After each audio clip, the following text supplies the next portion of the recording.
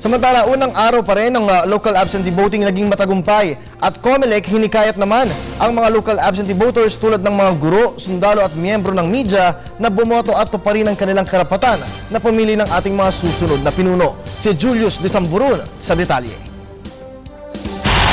Naging matagumpay at maayos. Iyan kung ilarawan ngayon ang unang araw ng local absentee voting na ginanap sa COMELEC NCR sa Intramuros sa lungsod ng Maynila. At nilahukan ng mga opisyal ng pamahalaan gaya ng mga sundalo, guro at miyembro ng media. Layunin ng naturang absentee voting ang mabigyang pagkakataon ng hindi makakaboto sa Mayo 13 o sa mismong halalan dahil sila may trabaho o duty sa araw na iyon. Pinaalala naman ni COMELEC Chairman Sixto Brillante sa mga qualified voters na tumungo sa mga itinakdang absentee voting presence at isabuhay ang kanilang karapatang bumoto. Ayon kay Special Board of Election Inspector Selo, tanging 366 lamang na registered media absentee voters ang nasa kanilang kamay dito sa COMELEC NCR. Gagawin naman sa iba't ibang lokasyon ang iba pang absentee voting tulad sa mga division offices para sa mga guro. Kailangan registered voter ka, hindi ka deactivated, tapos mag-apply ka ng para sa absentee voting sa amin dito sa COMELEC. Sa talaan ng COMELEC, humigit kumulang 50 lang ang pumunta ngayong araw para bumoto.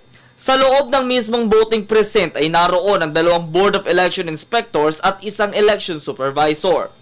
Paalala naman ng COMELEC, sakaling hindi makaboto ngayong araw ay maaari naman silang bumoto sa mismong halalan Mayo 13. Hindi automated ang absentee voting. Manual ito at isusulat mo ang pangalan ng iyong ibinotong senador at party list.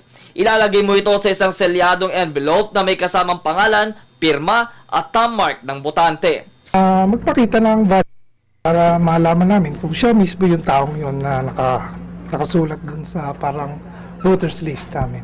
Matapos ang local absentee voting ay dadalhin ang mga ballot box sa COMELEC offices sa Maynila at ang mga botong ito ay bubuksan at bibilangin lamang ng COMELEC sa mismong halalan. Hindi man ganun karami ang pumunta sa unang araw ng local absentee voting ay magpapatuloy pa rin ito hanggang sa huling araw ng Abril mula alas 8 ng umaga hanggang alas 5 ng hapon.